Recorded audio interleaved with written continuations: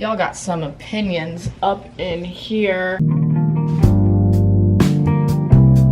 Every day is just a fight for me to find the perfect time of day to film a video because the lighting sucks. So we're working on it. I'm trying new things with my camera, trying new locations. It doesn't seem like much of a difference, but I promise the shift over here is just a little bit better. My name is Maura. If you have no idea who I am, there you go. If you know who I am, so sorry. There's this trend going around on Bookstagram. Okay, and basically it's posting 1-star reviews of your 5-star reads. For some reason, editing a video of that length and capacity is easier for my brain than editing a photo with a review on it. So instead of posting it on my Bookstagram, which will be over here, I'm getting so good at this stuff. I'm gonna be doing a full video of it, reading my favorite 1-star reviews of my 5-star reads and putting them out here for you. So that's why we're brought together. I introduced myself. The only way for you to return the favor and introduce yourself to me is if you subscribe. I don't make the rules. That's just how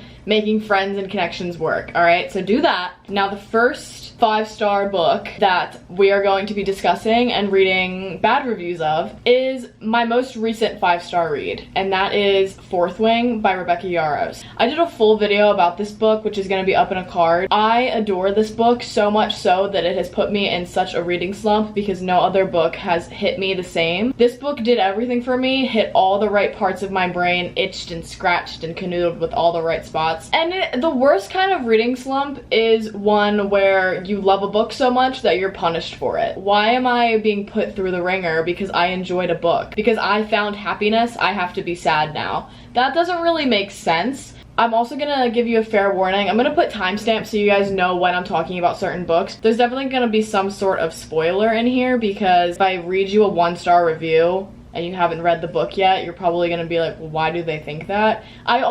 This is going to be a joke, okay? This is not just to look at and be like, look, the book sucks. I gave it 5 stars and like, how literally Fourth Wing has 365,000 ratings and it's rated 4.67 average. So people like this book. The 1-star reviews, I'm not picking the ones that are actually rude and vicious. I'm picking the ones that are funny. This is gonna be an entertaining video because I need to have a laugh. Y'all already know what Fourth Wing's about. Like, do you really need me to break it down? Because I'm sure you've heard it a million times. Basically, all I'm gonna tell you is there's dragons, there's people fighting in a war, and people want to kill the girl because everybody hates her mom. That's really the gist of it. These ones just this one says Xaden wears skinny jeans. That shouldn't be as funny as it is. This says the secondhand embarrassment, girl, get up. You know what? If Xaden were a real man, I would be acting the same way that Violet was. And you know what? I'm not gonna fight with any of these, but I will say, I feel like Violet was doing so much to push back against Xaden, and she only had so much to work with because they were literally bonded together and he wanted to kill her. She could only do so much. I need one more to really seal this off. I can't put some of these on here, but this is so funny. Everybody just telling Violet to get up and that she's simping too hard and like, this one says the same people who gave this 5 stars are the ones who think ACOTAR is some type of fantasy masterpiece. So what we're not gonna do is talk about my baby, okay? Because this one is also a book in here that we will be reading reviews of, and I already know people love to rip that one apart because God forbid people have fun and have interest and enjoy something publicly in a community. Sorry you guys don't like having fun. Sorry you are allergic to happiness. Not me though, y'all stay safe, but this says it's giving published fan fiction, and you know what? That's probably why I ate it up. Now another one that leads me right to my next point. My favorite book ever is Icebreaker by Hannah Grace. I gave this 5 stars. This was another book that people were saying, oh, it's giving Wattpad, it's giving Wattpad.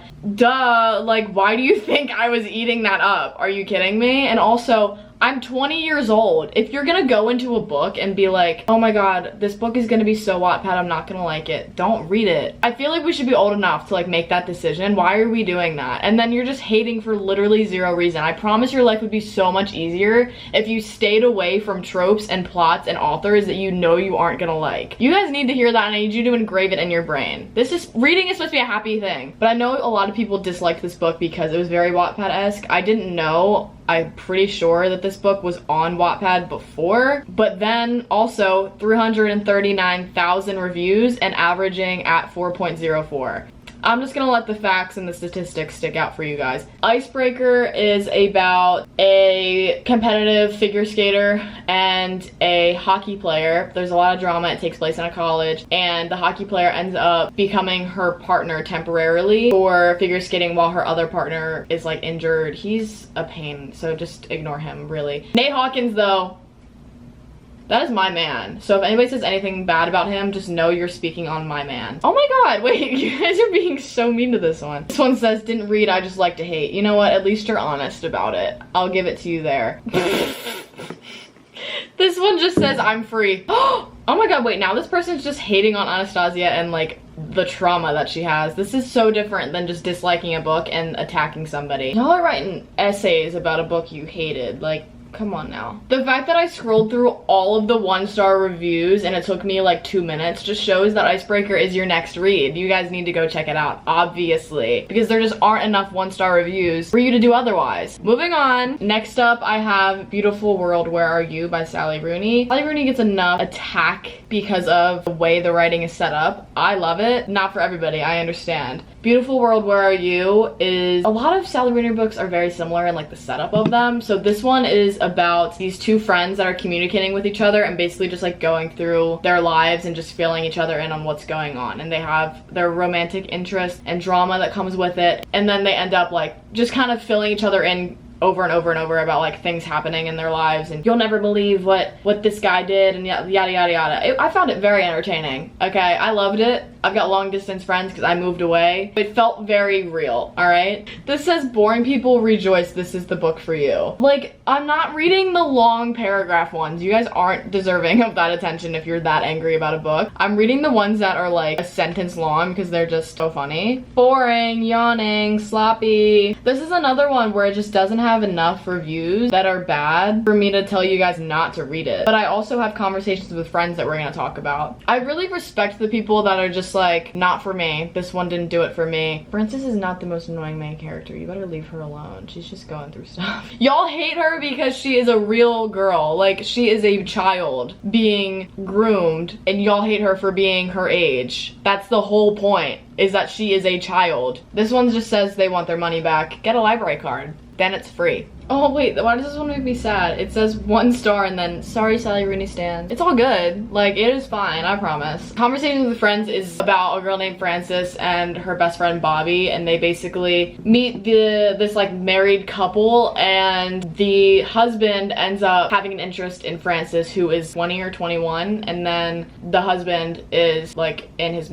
early 30s. So he's like 10, 11, 12 years older than her. So people are saying things about like her age. Obviously, she is a child. Like, she could be 20 and 21, but like, if he's 32, like, the difference in their mindsets, like, come on now. Next up, I have Rock, Paper, Scissors. This is truly the only thriller mystery book that I like. They don't do anything for me, and it's just not fair for me to read a thriller or a mystery knowing I'm not gonna like it. See how I'm mature enough to make that decision and say, you know what, maybe it's my best interest to avoid a book that I know I'm not gonna like versus reading a book that I know I'm not gonna like and then putting all the poop in the world on top of it. Like, see how I did that? Take notes. Anyways, this book was really good. This book is about a married couple whose marriage is just gone whoop down, right? Went a weekend away in Scotland, but turns out it was planned, and one of them is supposed to leave and the other one is either supposed to be kidnapped or captured, held hostage, and or dead. There you go. I really liked this. Thrillers are hard for people to get into. I understand, because I'm certainly somebody who doesn't always enjoy thrillers. This says the character I was most interested in was the dog. If you're watching this and you hadn't read it, the dog's okay.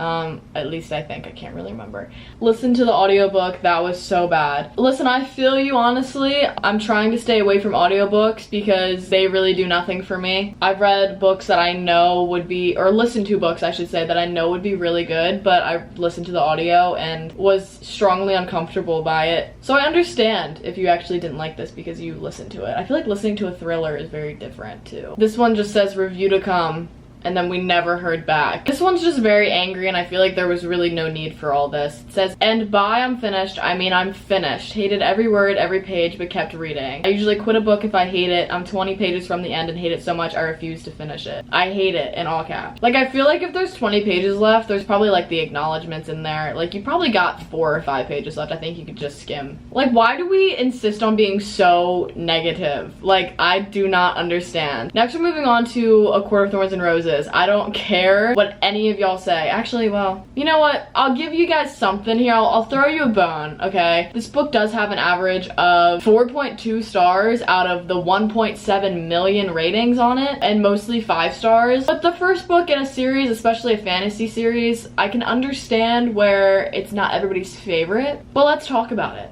ACOTAR is about a shortened version. A girl kills a fairy in the woods unknowingly and then is captured for her crimes and then ends up falling in love with her captor / trying to break free / proving her love and devotion. It's a lot, okay? I can understand why people won't like this. This says, imagine you're crying because you were humiliated and tortured in a foreign land and you are hated, and let's not forget that you almost died and some random dude shows up and licks your face. Yeah, there are certain parts of this book that I'm like, you know what, valid. Okay, here's something else, is a lot of people are saying like, this was supposed to be a Beauty and the Beast retelling. It's a very, very, very, very, very loose retelling, if you'd even call it a retelling. Literally the only thing about it that's like Beauty and the Beast-esque is the fact that she is taken, Tamlin is like the Beast, and has his face covered all the time with like a mask, and she doesn't know what he actually looks like until after they like develop a relationship. That's what this is, and like the whole dinner scene is like very similar to Beauty and the Beast, where he's like, eat, eat, eat, and she's like, no, I'm not gonna eat, just because she's mad. So it's very loosely. If you go into ACOTAR thinking it's gonna be a Beauty and the Beast retelling, you're gonna be really let down, because it's just not that. Next I have The Cheat Sheet. This is another book that I absolutely loved. It's by Sarah Adams. Sarah Adams' books, I'm pretty sure, have no smut in them at all, which if you are into that and you don't want smut, literally any of Sarah Adams' books are 10 out of 10. But I can also already feel the amount of people in here saying that it was probably boring and cheesy and lame for that reason. Everybody's just like, she's so pick-me, she's so pick-me.